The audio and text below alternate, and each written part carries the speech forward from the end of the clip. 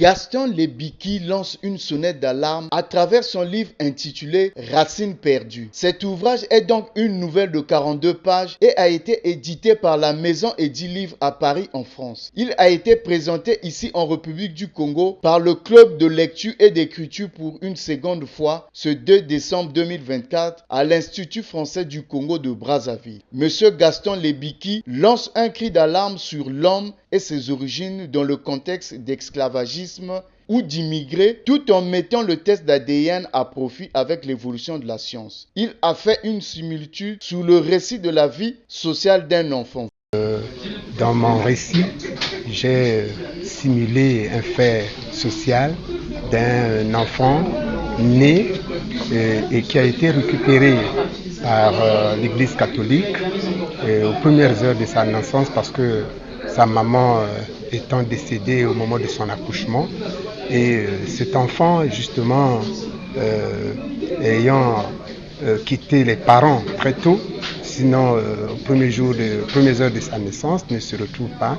Et c'est un fait social important que j'ai essayé un peu de rappeler.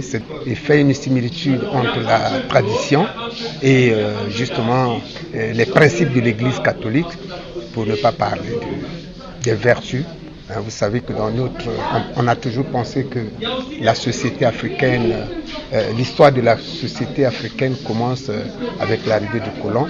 Et or nous, dans ma culture mérée, il y a bien des choses que le blanc est venu découvrir et qui ont facilité un peu cette intégration avec justement les personnes de ma tribu.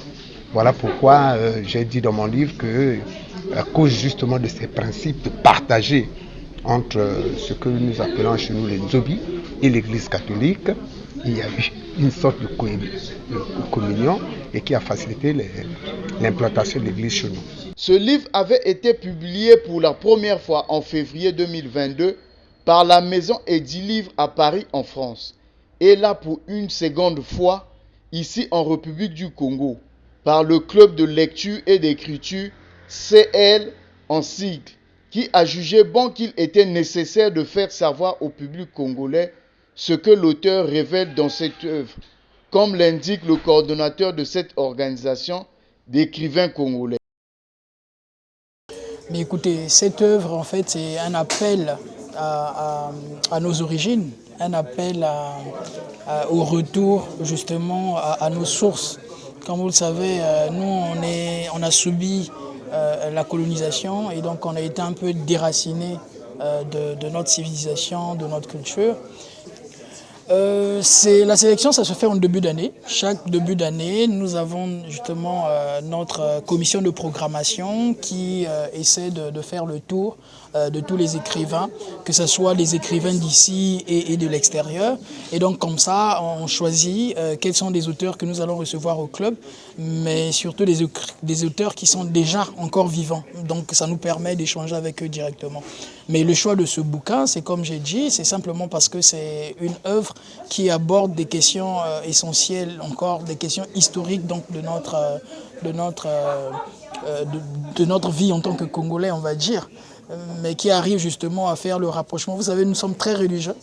Et donc le fait que le livre fait un rapprochement entre ce qui était et c'est que la religion, par exemple, nous a ramené. On a essayé de voir des similitudes.